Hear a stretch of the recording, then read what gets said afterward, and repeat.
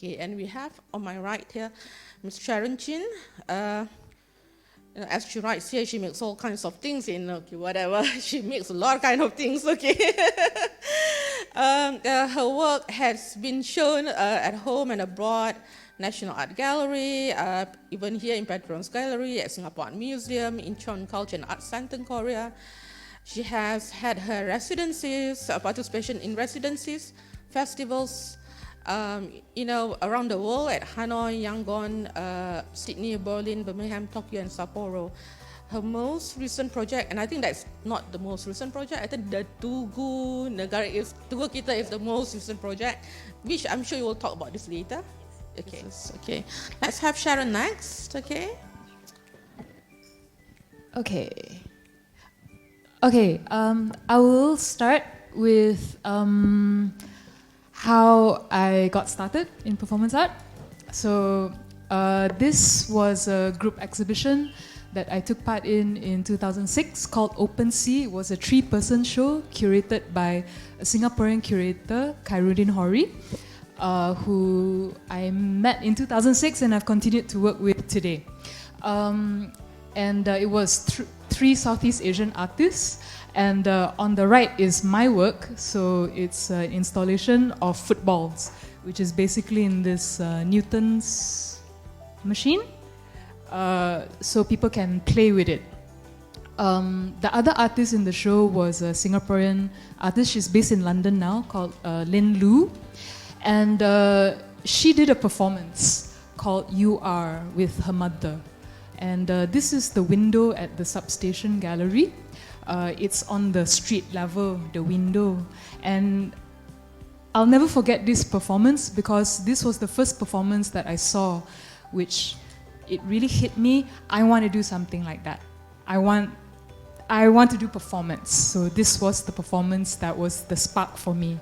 And it's just, her mother is on the outside of the gallery, on the street, and Lin is inside the gallery, and they are facing each other through the glass window, and each of them is painting what they think the other is, words that describe each other on their side of the window, and that's the performance. So you can see that when I started making art, it was an installation-based practice, but my installation very often involve people playing with the work. So if we want to talk about body, time and space, installation practice also is concerned with these elements. So there are similarities between installation and performance also. Yeah. Okay, next. Okay, so this this event, before I met Intan, I met a performance artist from Burma called Mosat. He was here on the Rimpundahan artist residency, and I met him, I think, at Not That Balai Festival. And he said that he knew Intan and he knew Ramat, he knew Pudin, and they want to do something together. So I hung out with Mosat first, and then he said, okay, let's do a performance art event on the street. The corner of Jalan Bukit Bintang and Sultan Ismail. I don't have other pictures of this event, but yes, Intan was pregnant. That's right. It was it's really wild, this event, because when we got to the space, that space is in front of McDonald's, is it? Maybank, in front of Maybank. And at that time, that space is being used by a lot of young kids. They gather there to do shuffle dancing. So that's their space. And when we got there, it's totally crowded with young kids just hanging out. So when we got there, a group of us, we thought, what are we gonna do? So we started, they were dancing, so we decided to join them in the dancing, and we can't dance. But that was a way of us negotiating the space with them. So the site is also a really important part of performance. Where you are doing it gives meaning to the performance, and space is never neutral. So if you do in Gallery Petronas, or whether you do it here or you do it on the street, there are implications. Yes, next. Okay, I continued to I continued to collaborate with Mossad, and he invited me to he organized a performance art festival in Yangon, starting in 2008 actually. I went for the first one in 2008. That was before Myanmar underwent its transition, as they say, transition towards democracy, which happened around 2011. So in 2008, Myanmar was a completely different country for me. And I feel privileged to have experienced before the transition and also after, because Mossad continued to organize Beyond Pressure Festival over the years. I think now he stopped.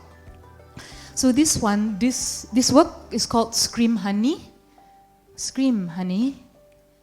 Oh, yeah, you could say it either way.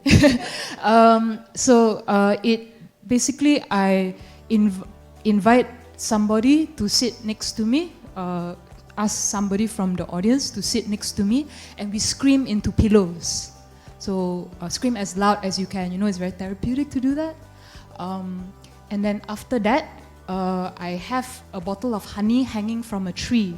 So after we scream, then we go and eat the honey together. And this was in People's Park in Yangon. So it's interesting in Myanmar that you need to get a permit. And I had my first experience sitting down with the State Censorship Board for the first Beyond Pressure Festival in 2008. And the officials are giving us, so each artist has to present what artwork we plan to do, and the officials are giving us tips about how we can improve our artworks. Oh, really? Yes. It's like, oh, why are you using newspaper? Maybe, you know, this color is not so attractive. You can use another color, for example. Yeah. Okay, next. Okay, moving on back to Malaysia. So this was really significant event for me personally.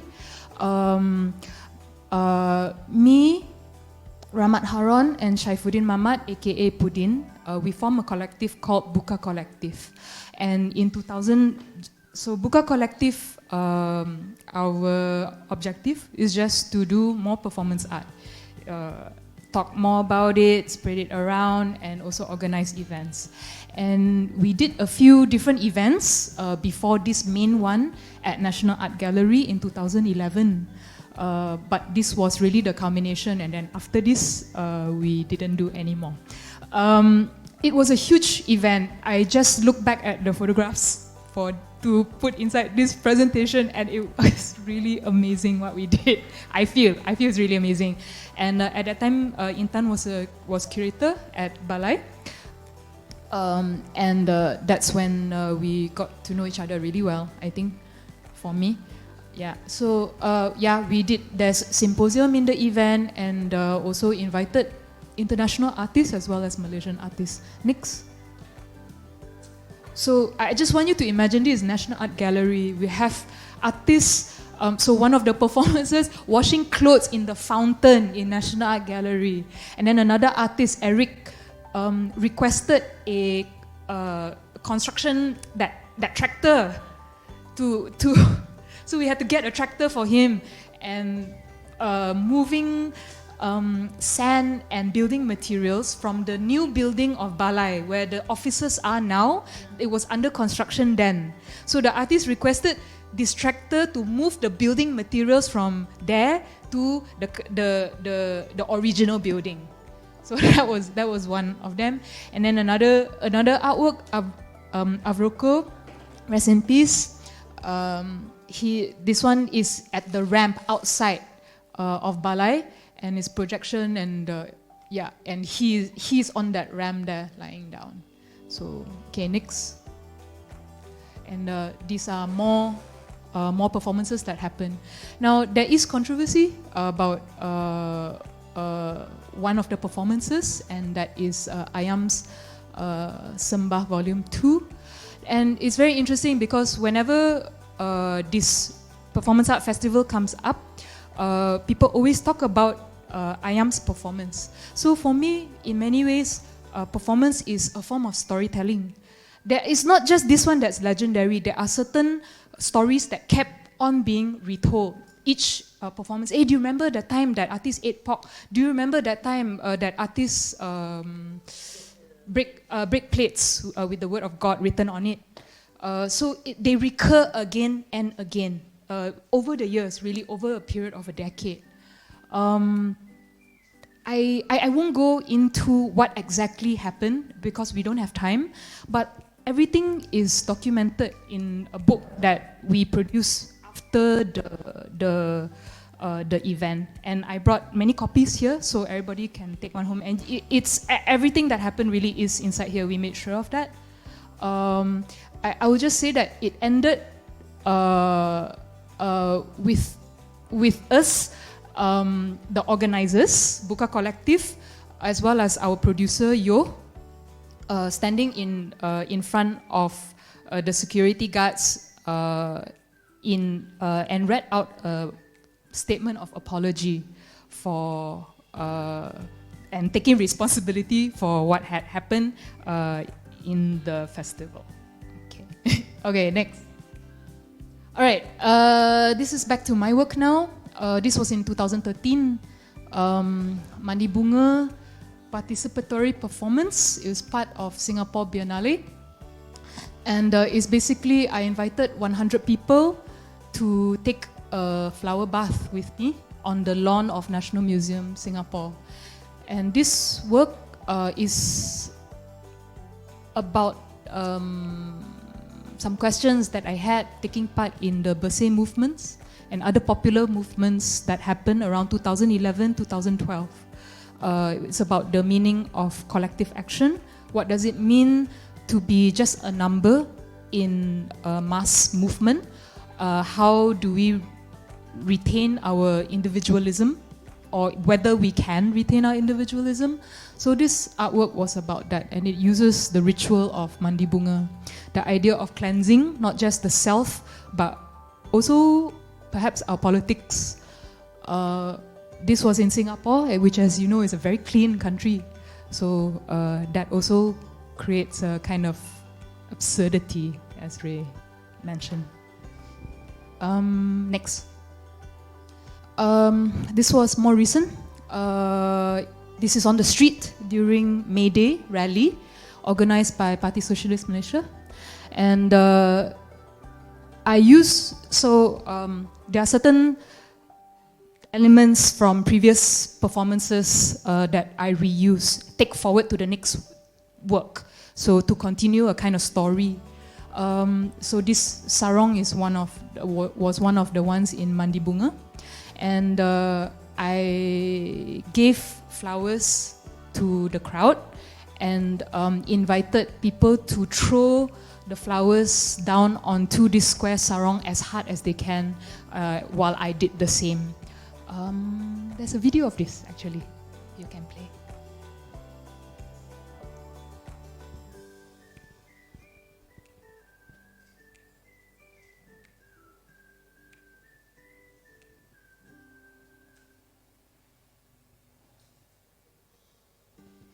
And then after I threw the flowers to the ground, then I collect back the flowers, put it inside a water bottle, and then spray people's faces and the air with that water because it's a very hot day.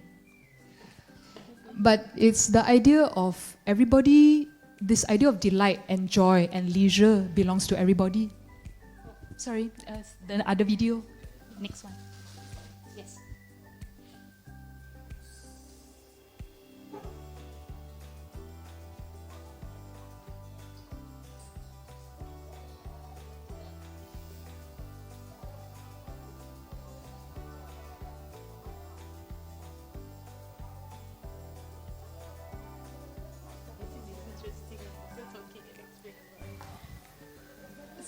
Okay, so you see what was very interesting is the organizers of the rally, Bangkit Pekerja, is so the organizers of the rally was interpreting my performance while I was doing it, and it was very interesting because it's almost as if I know that it came from a good place. So the organizers were worried that the audience cannot understand. This is art. This is what's happening. So it is a way of caring for the audience. But actually, to me, I think that it is also condescending because as artists, we trust our audience to understand the images that are in front of them. We know that sometimes they are triggering, but for me, this element of trusting the audience is very important, not to control the meanings of what the artworks are.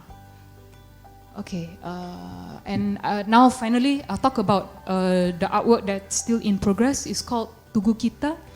I think can play the video lah. Just play the video, yeah. I will talk while the video plays. Okay. The full title of this artwork is In the Skin of a Tiger. The subtitle is Monument to What We Want. And the Malay title is Tugu Kita. And it's for this year's Singapore Biennale. It's happening across 2 countries in 2 national art institutions. So the first one already happened in August at Balai, and it's basically a monument that I have made out of a series of banners, and these banners are sewn from fabric that is cut out from flags that are collected after the elections. So they are political party flags, but they've been cut out to make these solid colored banners in different geometric shapes.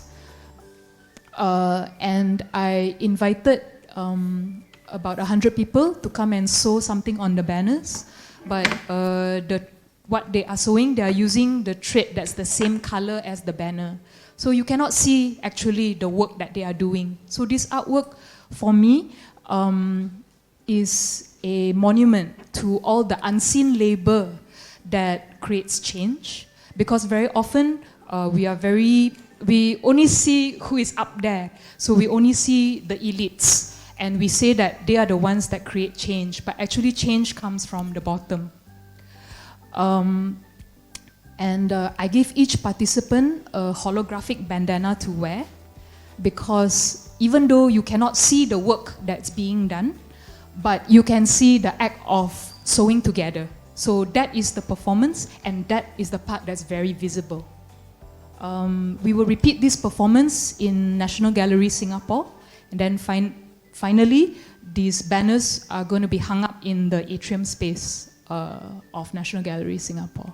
That hasn't happened yet. That will probably be in November this year.